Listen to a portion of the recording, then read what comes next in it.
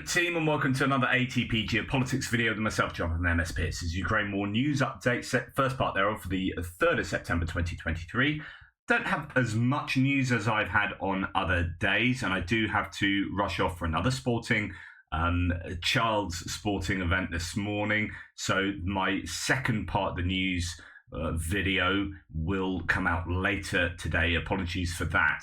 Let's go to where we normally start. There is now a disclaimer in the description below this video. Thank you very much to the viewer who provided that to me. I'll thank them, get their name for a later video there. 600, well, actually, let's say what Tim White says about the general staff figures for the Russian losses for the day before. So he says, having reached the invaders' second line of defense, that Ukraine is causing Russia problems on the front line in Zaporizhia. But they are throwing meat there to shore up the breach, the Russians are. So the number of dead soldiers rises again. Here we have 600 personnel lost by the Russians, which is a pretty high number, towards the higher end of the range we have been seeing. It's really been around the 500, the 400 to 500 range over the last few months. There have been a couple of days where that number has gone up, but we haven't really seen any of the days of the Russians losing 1,000 plus, as we saw at the height of the Bakhmut attack, or the attempted capture of Bakhmut. I say attempted because they didn't quite get like 100% of it, and now of course there are the counterattacks taking place, but you know what I mean. Anyway, 5 tanks, so that's dropped back down. We've seen some huge numbers of tanks lost over the last couple of days by the Russians, and 12 armored personnel vehicles. That's going to be a significant loss to the Russians. They've been losing double figures of those for a good few days now, and that's going to come and that will hurt eventually. I mean, I'm sure it's hurting now. Just it's insane the number of vehicles they're losing, and we'll get onto an insane category in a second. 22 artillery systems is really significant. Again, I say this every day, they're losing that number of artillery pieces every single day. I mean, it seems consistently over 20 now, and has been for a few days. But even on slow days, it's in the mid-teens, which is, again, still a big problem for the Russians. 3 multiple launch rocket systems is also significant, as you can see from the average from over the war, over the 500, almost 560 days now, I think, that the war's been taking place. They have lost over 1 a day on average. So to lose 3 a day is a bad day in terms of multiple launch rocket systems. 1 anti-aircraft warfare system. I'm not seeing the footage of that. Don't know what that one is. 11 drones. That's not from last night. It's the night before. Last night there was a pretty significant wave of drones attacking Ukraine, and we'll come on to talk about that. 59 vehicles and fuel tanks. There's just obscenely large number of vehicles, and I guess as APVs are becoming thinner on the ground, you are seeing bukankas, you're seeing commercial vehicles being used to transport troops around. They're losing those trucks and civilian vehicles by the dozen. In this case, it's almost 60 lost in 1 day. Is absolutely phenomenal, and 6 pieces of special equipment in probably intelligence, surveillance, reconnaissance, electronic warfare style equipment, although it can be excavators. In fact, there was a vehicle I'm going to show you in a second laying dragon's teeth inside Staromylievka, so that would probably be included in that category. So yeah, I think these figures again are bad for Russia, but are we yet at a stage where a tipping point has been reached? I don't know. The Russians are still putting up an effective defense in many places on the front line. Yes, there are breakthroughs apparently in the Robotina area, but how significant are those breakthroughs? Are we going to see these figures start to have a meaningful difference in how Russia is able to defend in some of these places? Right. This is the first day for a good few days that we've seen parity in the lost equipment figures, as according to Andrew Perpetua's analysis. He tots up what he sees when he does his mapping, and then produces this spreadsheet every day. And he complained yesterday that and I love this because I said yesterday this is really good. Like if someone is self-aware enough to say, look, it looks like I'm biased because there's an overwhelming amount of Russian equipment being lost, but actually I'm looking at 2/3 of my videos. I'm looking at all these videos, and 2/3 of them are Russian videos, and 1/3 are Ukrainian videos, and I'm still coming up with these stats. In other words, he's self-aware enough and critical enough of his own findings that he's having to say things like that, and that shows, as I say, a great degree of self-awareness, and it leads towards the conclusions that are going to be far more accurate than someone else that's just splurging whatever propaganda is given to them. Now, you could say the same for me saying this about repeating the general staff figures, but I go to great lengths to try and justify them. And the TASS, Russian MOD figures are just nuts. Right, so what do we have here? A number of tanks for the Russians, but a very few pieces of artillery. There's very few bits of footage now coming out to show these artillery losses.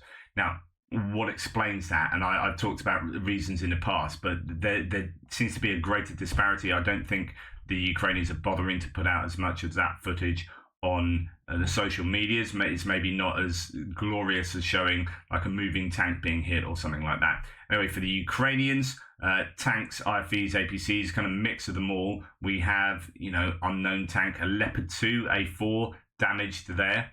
A Bradley destroyed, but the rest are fairly low value. I mean, Humvees aren't those are light vehicles. They're not even mine-resistant ambush protection vehicles. So that's what you'd expect, given that they are doing a counter-offensive at the moment. In fact, I would have expected greater losses of equipment considering what they're doing, and I think that just shows that their attacks are predominantly infantry-led. So let's discuss a few sort of losses and whatnot. So Russia has, and I said this the other day, Russia has lost 42, and these are visually confirmed sort of losses, 42 out of 114 Ka-52s in 18 months. At this rate, there won't be any left for Battlefield 2026, let alone Battlefield for 2042. This is it's just a huge loss of their predominant modern attack helicopter. That's really going to hurt the Russians. And of course, every time they lose these helicopters, there's a high chance that they're losing their crew too. Not all the time. Sometimes they get to eject. Sometimes they're lost. Well, very rarely, I think they're lost behind enemy lines, actually, because these kind of attack helicopters won't be going over enemy lines.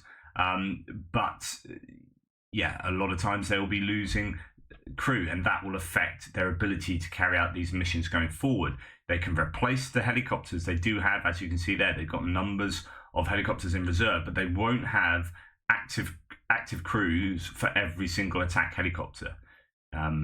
So that is an area of expertise that they'll be losing over time. This is a bit of data concerning internal ethnic cleansing. Now, one has to be careful about this. Okay, well, what does it show? Top 15 regions per number of deceased soldiers, by number of deceased soldiers per 100,000 population compared to Moscow. So Moscow is 0.9, and Tuva 57.4, Buryatia 55.6. Now, there was earlier on in the war, there were these claims that it was a kind of racist approach that the Russian armed forces had in like recruiting ethnic minorities from the east of Russia and throwing them into the war because they are of less value. But one has to be careful with that conclusion, because actually there is the idea that these guys are going to be far more likely to volunteer into the army because it's one of the best ways of them getting out of, it's one of their best hopes to improve their lot in life, due to the fact that the opportunities for people in the East and for some of these ethnic minorities are way, way less than for someone who lives in Moscow. The education differences are going to be marked, so on and so forth. And so therefore, it's not a case that I think the Russians are throwing ethnic minorities in there. They're purposefully recruiting ethnic minorities to throw them in because they see them as having less value. That kind of like racist approach to I mean, there may be elements of that, of course, but I think there's going to be a lot more to be said about the sorts of people who will put themselves forward to go into the army. So your elites in Moscow and St. Petersburg, and your people who have a lot more money, for example, on average, than people in the eastern towns and cities in Russia, are much more likely to be able to afford to leave the country, right, or bribe people to get around being mobilized.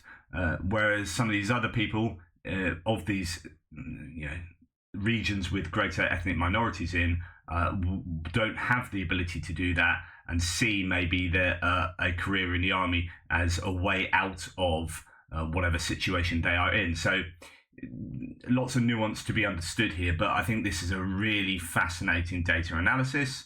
And it shows that places like Moscow and St. Petersburg are going to have far fewer people dying on the front lines from those regions. So, right. I mentioned that 6 tanks were taken out near Novohayarivka in the northeastern sector or axis.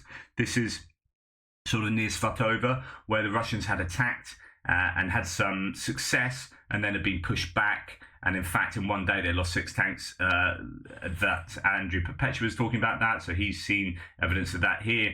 Just to let you know, I'm not going to play it, but you can go and check it out. The link is in the description below for my first 2 segments. All the links are in the descriptions. 2 tanks taken out by first-person view drones. First-person view drones are becoming a real menace. Menace for both sides, admittedly. Right, this is what I was talking about earlier, Staromilnivka. This is down near the Uruzhaini area, Staromilyorsk, and moving down that river. Staromilnivka is a really important town for the Ukrainians to take, because just below that is their major defensive lines there. So Russian forces have been attempting to install Dragon's Teeth defenses in the town. Unfortunately for them, Ukrainian FPV loitering drones continue to heavily operate in the area. So this could be Dragon's Tooth, that's a vehicle delivering Dragon's Teeth and helping to lay them. That has been taken out, so that's probably going to fit into the special equipment category there. Just to give you an idea of what some of that equipment is, but also what the Russians are trying to do in that area. I think it's interesting that they're still desperately trying to lay Dragon's Teeth in the middle of a village. Right, confirmation.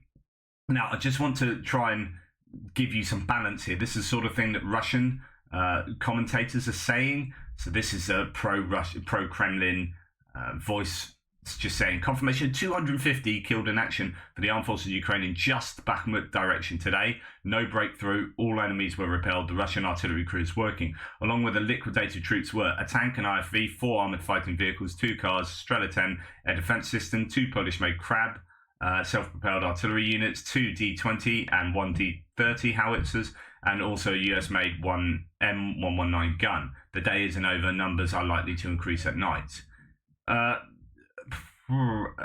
What do you make of stuff like that? Is it just absolutely fanciful? Quite possibly, quite probably. But the Russians do, of course, make claims the other way, and the Ukrainians will be losing equipment, and quite a bit of equipment as well. But what it comes down to is not just assertions like this, but when you do have assertions like the General Staff have done here, it's like, okay, what can we understand of what's going on? So we look at things like Oryx over the last few days that has showed a 4-to-1 over 2 days, showed a 4-to-1 ratio Russian to Ukrainian losses. When you see Andrew Perpetua over the last week has consistently shown like 2-to-1, 3-to-1 losses. And then today's a day of parity, which, is remarkable that, this is a different day. There's a parity in equipment lost. So is there enough evidence to support these kind of Russian assertions? I would say not. Just what are the, confirmation coming from Russian sources that 388 KAO from the Russian side with 726 missing in action. 27 AFVs, 5 main battle tanks, and 13 trunks lost. Claims just fly around on both sides, and we need to try and work out. I don't normally report this because I think it's fanciful, but occasionally I need to say, look, this is what the Russians are claiming. let's try and work out if it's true or not. Right, on other kinds of losses, here we have, so this is Tim White saying a cafe is burned down in occupied Zaporizhia region. Locals are saying it's run by collaborators with 2 soldiers killed and 5 wounded. This happened yesterday evening in the village of Kinsky Rozdory. Grenades and ammo also exploded for most of the night, say witnesses. That's pretty interesting, and it goes to this idea that, do you know what, the partisans are pretty active, and I think they will get even more active the closer that Ukrainian troops get to wherever they are. And the better Ukrainian troops do, the more that will buoy people like this up, the more that will give them confidence to do things that are a bit more risky. So here we have a cafe burning down, a collaborators cafe. Every stuff like this sort of reminds me of the Second World War, but this kind of stuff has been going on the whole the duration of this entire war. Different levels, like I've talked about before, whether it be just putting ribbons up on lampposts or posters up here and there. That's your lowest end of the activity, down to sort of murdering troops in their barracks, and a whole range in between. Melitopol has been an area of a lot of partisan activity actually over the last year. So here we've got some Russia on fire. There's a shopping complex burning down in Moscow. It's another incident of this kind. It's just crazy. And that one yesterday, there's just a lot of talk about the refrigerator plant in St. Petersburg, because it was a huge fire, 1,500 square meters. And again, this kind of stuff is happening every single day. I know I keep saying the same thing, but it's insane. Now, it might be that a lot of these are insurance jobs because the economy is not looking good, but that is, as a result of the war, ostensibly. So these are all many of these will be connected to the war in Ukraine. Right, let's go on to distance strikes. So last night, 25 Shahed drones were sent across the border and into Ukraine. 22 were shot down, so 3 got through. It's not a bad ratio at all, as Tim White says. But even if they are shot down, they can come down and burn and cause explosions. And those 3 that weren't shot down will cause issues, right? And indeed, it seems that Odessa has been targeted again by these drones, and probably trying to target grain export infrastructure. State Emergency Service shared footage of the liquidation of consequences, I don't know what that quite means, of another terrorist attack by Russians in Odessa. I suppose they literally are liquidating the fire. So yeah, interesting. But yeah, I hate these attacks on places like Odessa and grain. It's like just war. It seems very war crimey to me. In Kramatorsk yesterday, a pretty incredible sight of a missile that's obviously a dud going landing in the middle of a road. Claims that this is a Smerch or multiple launch rocket, but it seems a big one there. But yes, caution tape. Yeah, pretty incredible photos there. Again, does that talk to you of trying to strike military targets? Where's that rocket going? Where was it intended to hit? Did it, so on and so forth. But right, Andrew Perpetua, in a similar sort of vein here. So Russia's continuing to heavily shell Seredina Buda today. They killed a police officer named Ruslan Faranov. So this is in Sumy Oblast, where there is just continual shelling across the border. I don't report this often, but it happens, and it happens regularly. Well, here we have just a policeman going about his duty, and then Andrew Perpetua says of this, and I think this is, really, it's poignant and an important thing to say. So it's effing absurd that people have to fight fires in armor. So this guy's got body armor just in case, these firemen doing really significant job, emergency services, trying to save people's lives, and yet they have to wear body armor because, do you know what, could be a double tap. and people had to fight fires in armor. Russia shelled Serednya Buda, striking the residential sector, a kindergarten, an art school, a children's library, the premises of the Department of Education, a police station, which is, how that other guy died, and a bank with MLR, with multiple launch rockets and mortars. What are you doing? What are you doing? What's the intention here? This is a war crime. It just really, really frustrates me. Okay, on to other bits and pieces. So, Moscow's Interior Ministry launched an investigation against actress Leah Akadchakova under an article on discrediting the Russian army. People's Artist of Russia went on stage with a Ukrainian flag during a performance in Bremen. Z patriots demand that the actress be punished for this terrible crime. I love it, and I love the fact that people try and subtly take the flag away from her, and she's like, she doesn't look like she's really paying much attention, but she's grasping that flag and she ain't letting that happen. Love it. And other people trying to move her off the stage or whatever. It's just great. That's really good stuff. Okay, there's been a lot in the news yesterday from mainstream media. A lot of claims about, do you know what? The Ukrainians are making these breakthroughs, and these are the same kind of outlets like the Wall Street Journal here that were saying it was all doom and gloom, this goes to talk again about how the mainstream media is just up and down in what they're claiming at the moment. Anyway, the armed forces broke through the first line of Russian defense in Zaporizhia region. The Russians spent 60% of their time building it. I don't really know what that means as a statement, but that's Alexander Tarnavitsky. Other claims in mainstream media saying that Ukrainian troops break through the main Russian defense lines in the southern front, according to Wall Street Journal. So that's good news. Then you get these. The Kyiv Independent sometimes releases news pieces that are pretty scathing of the Ukrainian war effort. And here's another one. They did a couple of articles during the Bakhmut defense of Bakhmut, saying how pointless it was, or how much people, not how necessarily how pointless, but how poorly trained some of the Ukrainian soldiers were and how many they were losing.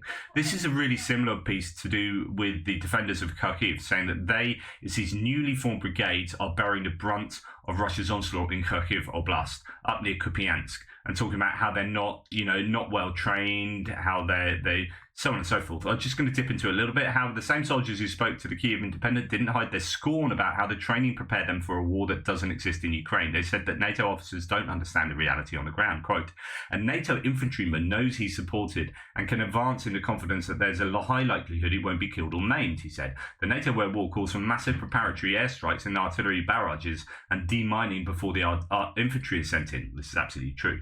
It usually doesn't work that way in Ukraine. Between the country's tiny old air force, ancient T-64s, and a continuing shortage of artillery shells and infantry vehicles, it often falls to infantry to hold the line against Russian probing attacks and occasional assaults, supported by overwhelming artillery and huge numbers of drones.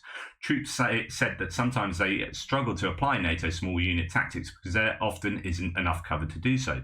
Zgrets, so one of them, said the instructors in Germany put a lot of emphasis on teaching urban combat, but the skills of how to smoke an enemy out from the trench, how to build an assault group, and coordinate it with artillery and drone support were lacking. The style of battle in the Ukrainian countryside, blending World War I trench combat and 21st century tech and tactics, are only seen in Ukraine, and they are outside NATO's wheelhouse. Furthermore, the translators that are used often lack a military background and fail to convey accurate commands or responses between instructors and trainees.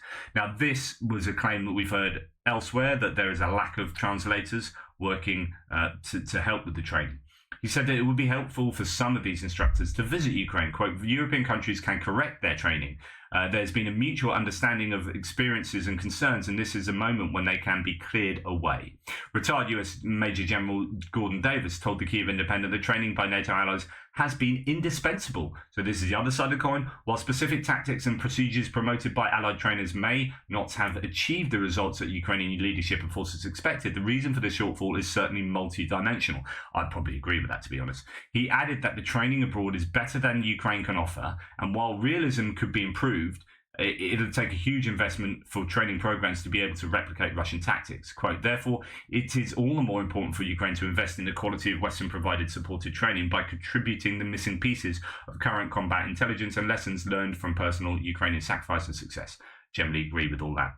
The quote from the Ukrainian later in the article, they have night vision drones, the Russians, all lands and other tech. They see everything, Vladimir said. Many of these drones are equipped with droppable munitions, having learned from the Ukrainians using this technique in 2022. The feeling of constantly being watched and targeted is hugely demoralizing for the Ukrainian troops. I talked about this the other day, how psychologically this must have a huge effect. It locks you up. You want to take certain actions, but you can't because the eye of Sauron is always watching.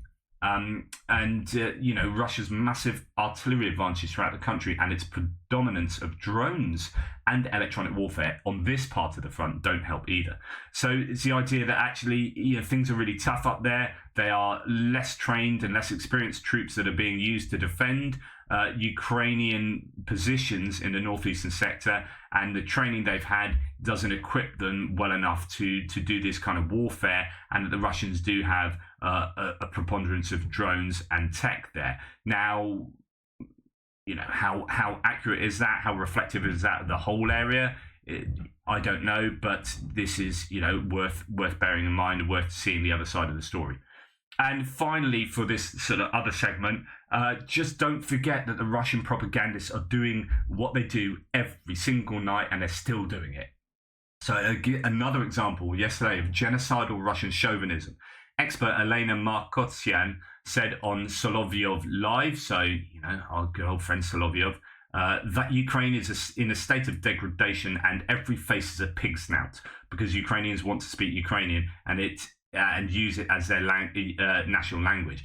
This is genocidal talk. It's the dehumanization of Ukrainians that justifies being able to do to them what you want, and using language like in the Second World War is like rats. You're saying that the Jews were rats and all this kind of stuff that dehumanized them, that justified killing them en masse. Well, with the Ukrainians, there's a lot of pig language, there's a lot of agricultural language as a whole involved to dehumanize Ukrainians, to say they don't have an identity, they don't have a language, and you start thinking like that, and then it's a hop, skip, and a jump to justifying attacks on civilian infrastructure and killing civilians en masse because hey, they're just pigs, right? They're not actually civilians. So this kind of language is still prevalent on Russian news sources and propaganda sources, and it's terrible.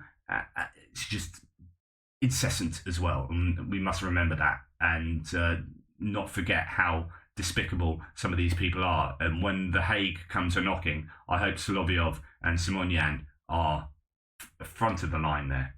Anyway, thanks for watching. That's the first part of today's news video. The second part will be quite a few hours later today. Toodle pips, and I'll speak to you soon.